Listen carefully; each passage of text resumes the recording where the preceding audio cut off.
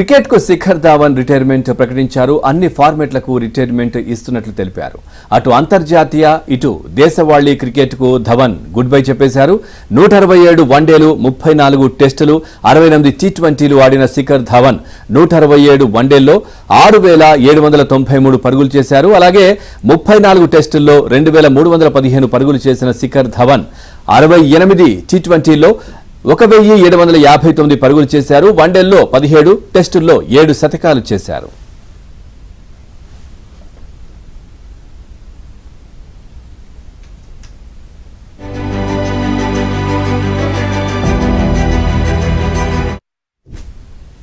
రైట్గా చూస్తున్నాం. క్రికెట్ కు శిఖర్ ధావన్ రిటైర్మెంట్ ప్రకటించారు. అన్ని ఫార్మాట్లకు రిటైర్మెంట్ ఇస్తున్నట్లు తెలిపారు. అటు అంతర్జాతీయ ఇటు దేశవాళీ క్రికెట్ కు ధవన్ గుడ్ బై అయితే చెప్పేశారు. ఇదే విషయానికి సంబంధించి మరింత సమాచారం మా కరెస్పాండెంట్ నరేష్ అందిస్తారు. నరేష్, పూర్తి డీటెయిల్స్ ఏంటి? భారత క్రికెట్ హిస్టరీలో ఒక శకం ముగిసిందని చెప్పవచ్చు. శిఖర్ ధవన్ భారత క్రికెట్ మీద తనదైన ముద్ర వేశాడు. దాదాపు 2013లో ఆయన క్రికెట్ లోకి ఏదైతే ఇండియా భారత క్రికెట్ జట్టు అరంగేటం చేసిన శిఖర్ ధవన్ ఒక 10 ఏళ్ల కాలం పాటు దాదాపు సుదీర్ఘంగా సేవలు అందించాడు.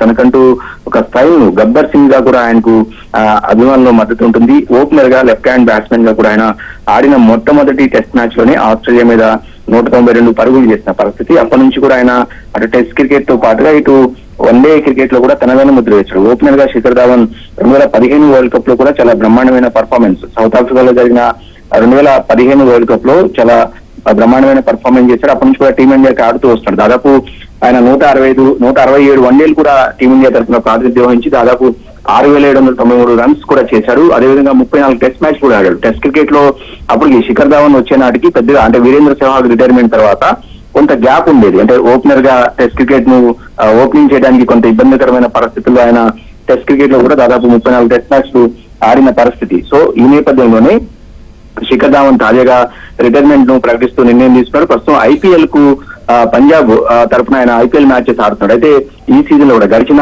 మొన్న జరిగిన ఐపీఎల్ సీజన్ లో కూడా కేవలం 2 మ్యాచ్లు మాత్రమే ఆడాడు. పంజాబ్ కెప్టెన్ గా వ్యవహరించినప్పటికీ కూడా టీమ్ మేనేజ్మెంట్ అతని మీద వేటు వేసి ఇంగ్లాండ్ సంబంధించిన ఆల్రౌండర్ ఎవరైతే ఉన్నారో శ్యామ్ కరణ్ కు కెప్టెన్సీ బాధ్యతలు అప్పగించింది. అప్పటి నుంచి కూడా ఐపీఎల్ కూడా కొంత అంత పూర్తిగా ఐపీఎల్ మ్యాచెస్ కూడా ఆడలేకపోయిన పరిస్థితి. ఈ నేపథ్యంలోనే వయసు కూడా దాదాపు 37-38 ఏళ్ళకి చేరుకున్న శిఖర్ ధావన్ రిటైర్మెంట్ ప్రకటించాలని చెప్పి అన్ని ఫార్మాట్స్ కాదు, వన్డే టీ20s కావచ్చు, ఇటు టెస్ట్ క్రికెట్ కావచ్చు, అన్ని ఫార్మాట్స్ కూడా ఆయన రిటైర్మెంట్ ప్రకటించారు. ప్రస్తుతం శిఖర్ ధావన్ మళ్ళీ టీమ్ లోకి రావడం కూడా చాలా కష్టమైన పనిగా చెప్పవచ్చు. ఇప్పటికే యంగ్ ప్లేయర్స్ తో టీమిండియా చాలా పటిష్టంగా ఉంది. అనేక మంది ప్లేయర్స్ టీమ్ లో చోటు కోసం చాలా ప్రయత్నాలు చేస్తున్నారు. అటు శుభ్మన్ గిల్ కావచ్చు, ఇతర ప్లేయర్స్ చాలా మంది కూడా ఓపెనింగ్ చేసేవాళ్ళు కావచ్చు, మిడిల్ ఆర్డర్ ప్లేయర్స్ కావచ్చు, అనేక మంది బెంచ్ లో రెడీగా ఉన్నారు. కాబట్టి ఇక శిఖర్ ధావన్ తప్పుకోవాలని నిర్ణయించినట్లయితే ఆయన ఢిల్లీ తరఫున మొట్టమొదటిగా ఢిల్లీకి ఆడి ఆ తర్వాత టీమిండియా కూడా సెలెక్ట్ ఆడి ఏది ఏమైనప్పటికీ కూడా కొంత ఆయన టీమిండియాకు తనదైన ముద్ర ఒక దశాబ్ద కాలం పాటు సేవలు అందించి శిఖర్ ధావన్ అయితే ప్రస్తుతం